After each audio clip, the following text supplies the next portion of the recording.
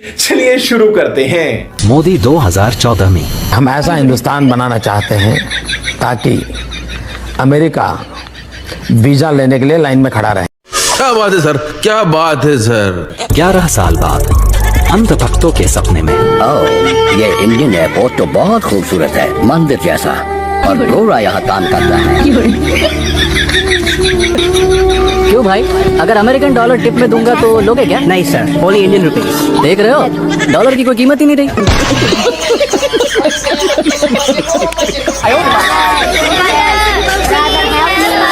भैया please help भैया। जब से भारत देश आजाद हुआ है, उसके शुरुआती 65 साल तक तो यहाँ ऐसा कुछ भी नहीं था, लेकिन केवल पिछले 15 सालों में इतनी उन्नति कैसे हो गई, अभी पता चलेगा। मोदी बस मोदी। हाँ, अमेरिका क्या कहता था? क्या हो तुम? आज हम कहते तू क्या है बे? और जब मोदी दुनिया के किसी बड़े बड़े दिग्गज को मिलता है ना, यूं हाथ मिलाता है ना, तो मोदी अकेला नहीं होता है, 140 करोड़ देश मेरे साथ खड़े हो। रुको जरा, सब्र करो। Once more! Once more! Once more! और अभी तो रुको।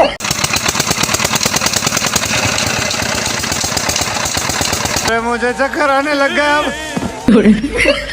प्यार की राह में चलना सी, इश्क की चाह में जलना सी। Men will be men.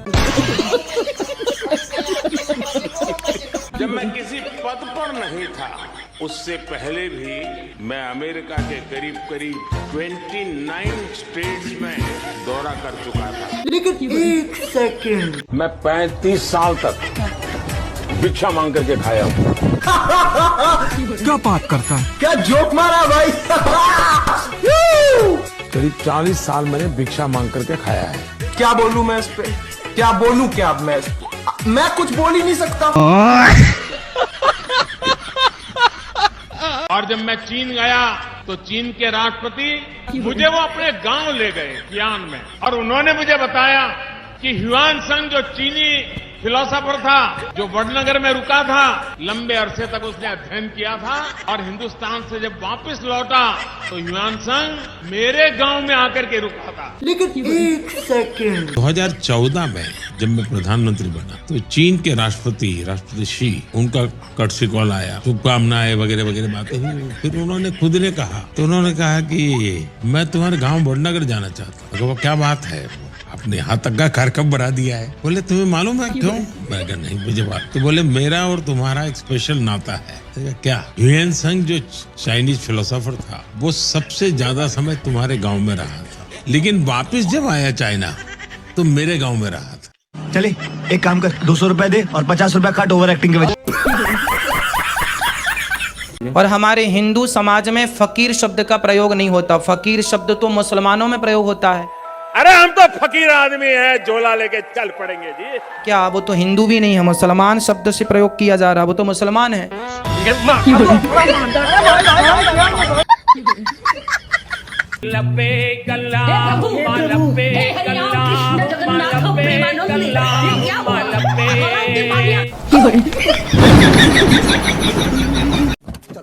हम दिखा, आजा। वाह क्या सीन है,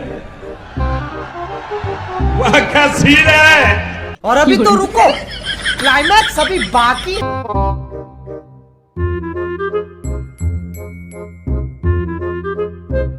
कैमरामैन जल्दी फोकस करो।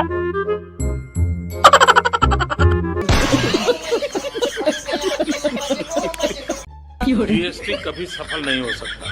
जीएसटी ये कोऑपरेटिव फेडरलिज्म की एक मिसाल है।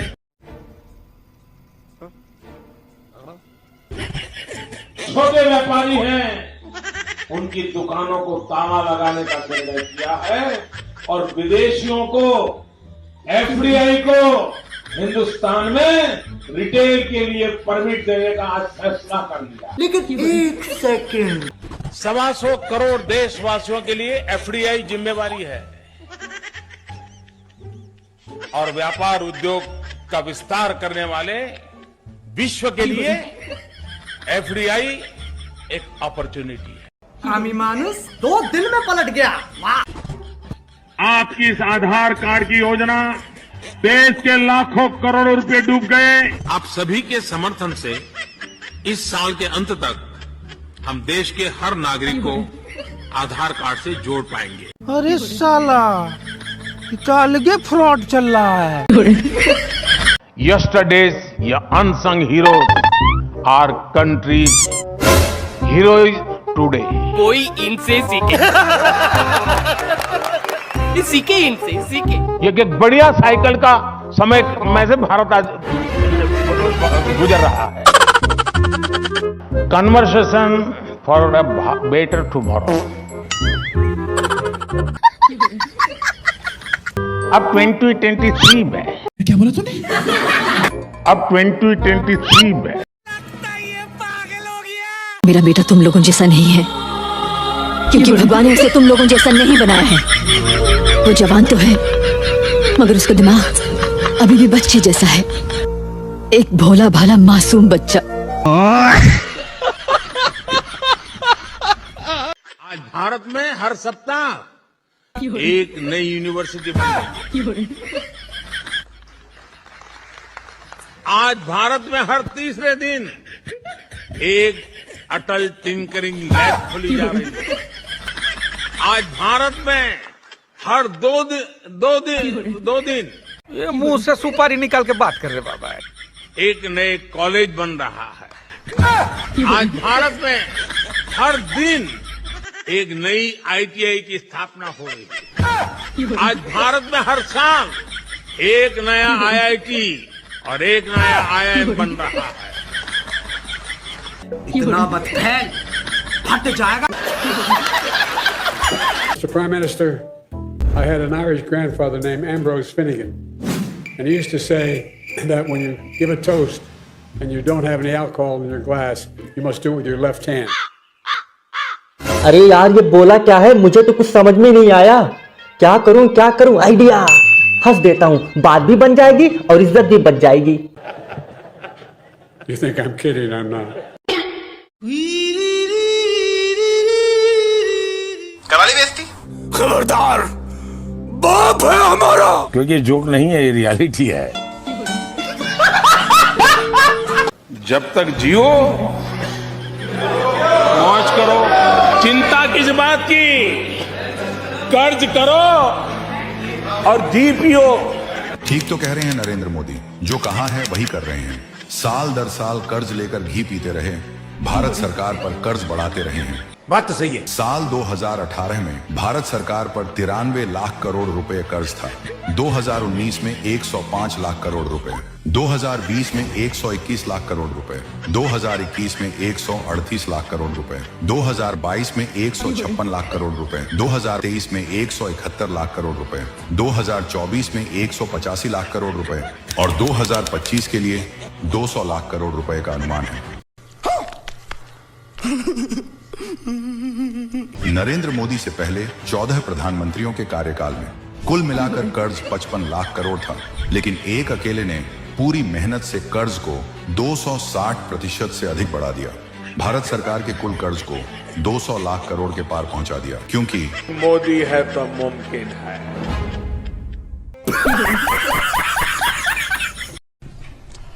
अंगेन घात्रम नयने वक्त्रम न्यायेन राज्यम लवणेन भोज्यम। क्या बोला तूने? न्यायेन राज्यम लवणेन भोज्यम। कि प्रधानमंत्री जी सेना के शौर्य के नाम पर वोट मांग रहे हैं और हर दूसरा ऑपोजिशन लीडर इस बात को अपनी सभा में बोलता है। आप कैसे देखते हैं उनके इस बयान को? Good question. अच्छा होगा कि पत्रकारिता में बैठे हुए लोग जरा निकाल के लाएं और बताएं देश को कि देखो भाई मोदी ने सेना के नाम पे वोट मांगा। मैंने कभी नहीं मांगा सेना। अभी पता चलेगा। मैं मेरे फर्स्ट टाइम वोटर से कहना चाहता हूं कि आपका पहला वोट पुलवामा में जो वीर शहीद हुए, उन वीर शहीदों के नाम आपका वोट समर्पित हो सकता है क्या?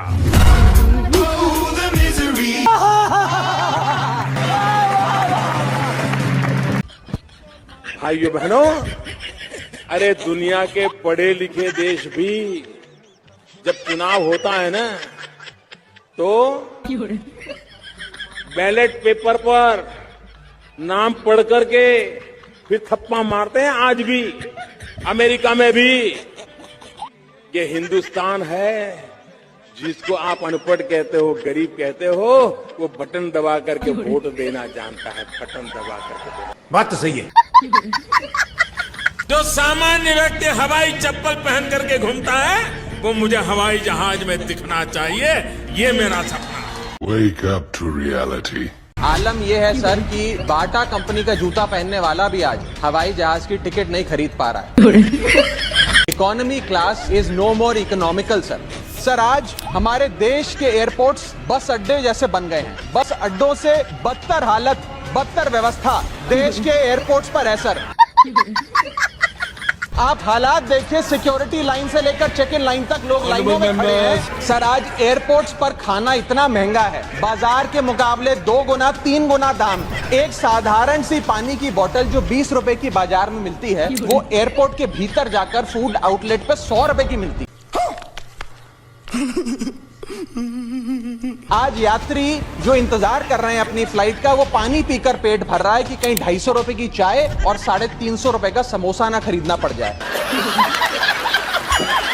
हमारे भारत का राष्ट्रीय पक्षी का नाम बताओ। मोदी।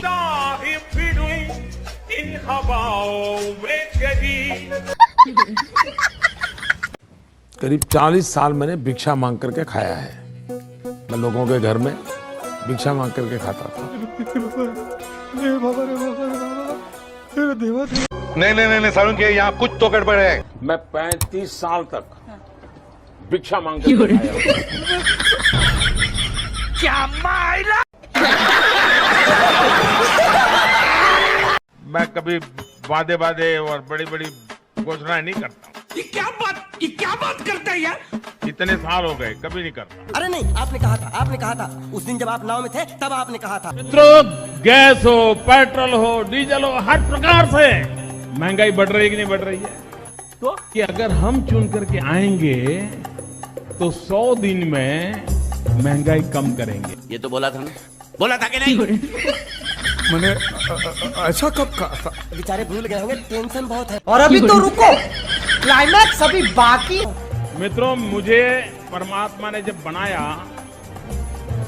तो उसके जो आईटी प्रोफेशनल थे, उन्होंने ऐसा सॉफ्टवेयर डाला है कि मैं छोटा सोच ही नहीं सकता।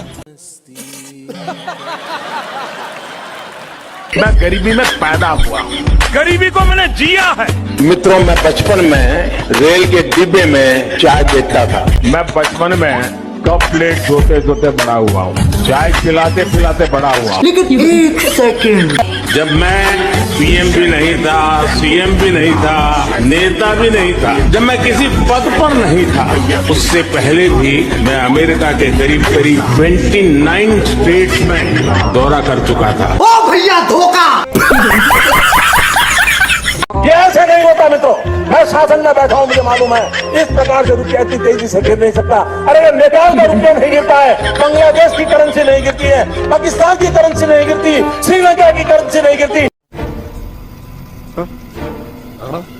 क्या कारण है हिंदुस्तान का रुपया पतला होता जा रहा है? ये जवाब देना पड़ेगा आपको। देश आपसे जवाब मांग रहा है। कैमरा बंद कर। क्या काट डालूंगा।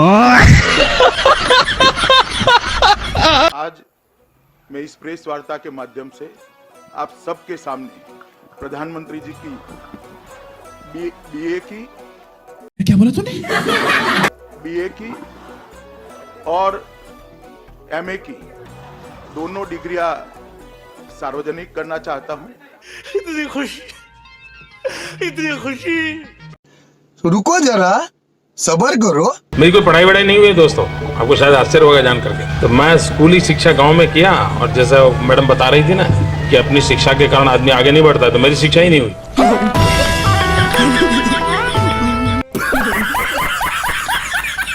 ड्रोन से जंगलों में पेड़ उगाने के लिए जो सीड्स हैं उसकी गोली बना करके ऊपर से ड्रॉप करते हैं। जब ड्रोन नहीं था तो मैंने एक प्रयोग किया था। मेरे तो सारे देसी प्रयोग होते हैं क्योंकि उस समय तो टेक्नोलॉजी नहीं थी। क्या बात है सर, क्या बात है सर। मैं चाहता था जब मैं गुजरात में मुख्यमंत्री साहब थे, जो हमारे कुछ पहाड़ है, लोग वहां जाएंगे, पेड़ पौधे लगाएंगे, तो जरा मुश्किल काम है आशा करना। तो मैंने क्या किया, जूम करो। मैंने जो गैस के गुब्बारे होते हैं जो हवा में उड़ते हैं, मैंने गैस के गुब्बारे वालों की मदद ली और मैंने कहा कि उस गुब्बारे में सीड्स डाल दीजिए और ये जो पहाड़ी हैं वहां जाकर के गुब्बारे छोड़ दीजिए। गुब्बारे जब नीचे गिरेंगे तो सीड्स फैल जाएंगे और जब आसमान से बारिश आएगी, अपना नसीब होगा तो उसमें से पेड़ निकल आएगा। तो जैसा कि 2024 का चुनाव आने वाला है, तो चलिए इनसे पूछते हैं कि अगला प्रधानमंत्री भारत का कौन होना चाहिए। तो आपके हिसाब से भारत का अगला प्रधानमंत्री कौन होना चाहिए, नरेंद्र मोदी या राहुल गांधी? हम। तुम प्रधानमंत्री बनेगा? अच्छा, मान लो तुमको एक दिन के लिए देश का प्रधानमंत्री बना दिया गया, तो तुम देश के लिए क्या करेगा? हम चाइना में मिसाइल छोड़ देंगे। अच्छा, और अगला दिन चाइना हम पे मिसाइल छोड़ दिया तो हम क्या करेंगे? हम तो एक दिन के प्रधानमंत्री, अगला दिन मोदी जाने।